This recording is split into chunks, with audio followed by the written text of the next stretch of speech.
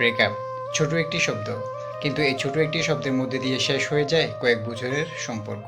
একটা সম্পর্ক তৈরি হতে অনেকটা সময় লেগে যায়, কিন্তু একটা সম্পর্ক মুহূর্তের মাধ্যমে শেষ হয়ে যায় শুধুমাত্র একটি শব্দের মাধ্যমে। সম্পর্ক চলাকালীন সময়ে দুজনের প্রতি দুজনের অধিকার আর আলাদা একটা টান থাকে, কিন্তু ব্রেকআপ হওয়ার সাথে সাথে সেই আলাদা টান আর অধিকার মুহূর্তে শেষ হয়ে যায়। যে মানুষটার মেসেজ ছিল সারাদিন হাসি খুশির কারণ, ব্রেকআপের পর সেই মানুষটারই মেসেজ দেওয়া বারণ। মেসেঞ্জারে যে মানুষটাই থাকতো সবার উপরের অবস্থান, ব্রেকআপের পরে সেই মানুষটাই আজ ইগনোর লিস্টে।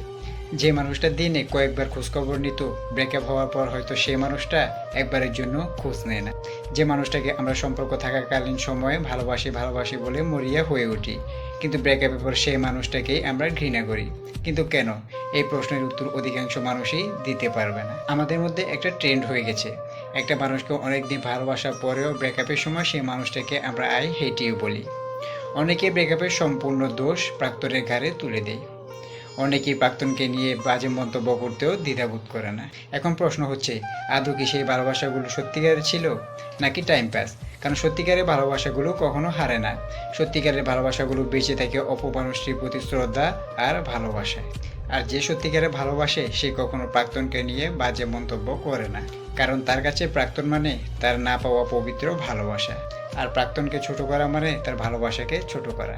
আর এইভাবে সত্যিকারের ভালোবাসাগুলো শ্রদ্ধা আর সম্মানের সাথে হাজার বছর বেঁচে থাকে। রাগ, অভিমান, ভুল বুঝাবুঝি সম্পর্কের একটা অংশ। ভুল বুঝে ছেড়ে চলে যাওয়াটা ভালোবাসা নয়, ভুলকে শুধরে নিয়ে সেটা মানিয়ে নেওয়াটাই হচ্ছে ভালোবাসা। পরিশেষে একটা কথাই বলতে চাই, ধানে যেমন চিটা হলে ধানকে নয় সেই চিটাকে ঝেড়ে ফেলে দিতে হয়, তেমনি একটা সম্পর্কে ভুল হলে সেই ভুলগুলোকে শুধরে নিতে হয়। ব্রেকআপ কখনোই কাম্য নয়।